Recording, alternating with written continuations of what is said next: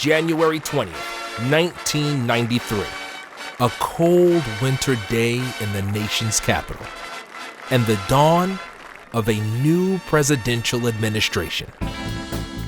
Before Bill Clinton is sworn in as Commander-in-Chief, an African-American woman takes to the stage. Mr. President. Her name is Maya Angelou. A rock, a river, a tree.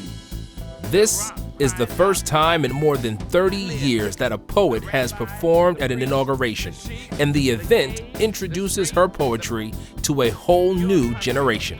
And say simply, very simply, with hope, good morning. Maya Angelou was seriously assaulted as a child. She responded by not talking at all between the ages of 8 and 13. During her 5 years of silence, she discovered a love of books and developed great powers of observation. For the first part of Maya Angelou's adult life, she lived in the United States, Ghana, and Egypt, and she worked many jobs: a modern dancer, calypso singer, actress, journalist, playwright, and civil rights organizer.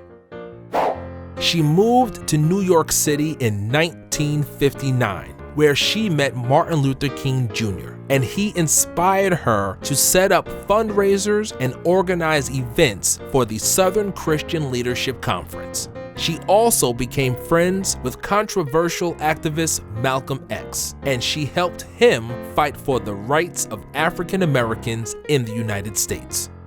After the assassinations of both Martin Luther King Jr. and Malcolm X, Maya Angelou returned to her first love of writing. I Know Why the Caged Bird Sings is her most famous work. This first autobiography brought her international attention and fame. In the 1970s, she became the first African-American woman to write a produced screenplay. She composed film scores, was nominated for a Tony Award, and wrote short stories, TV scripts, plays, poetry, and documentaries. By the 1980s, she was one of the most well-known writers in the United States, and she toured and taught courses at colleges all across the country. Even into her 70s and 80s, Maya Angelou directed a feature film, collaborated on a rhythm and blues album, wrote her 6th autobiography, campaigned for both Hillary Clinton and Barack Obama, and for her poetic recitation at President Clinton's inauguration, she won a Grammy Award.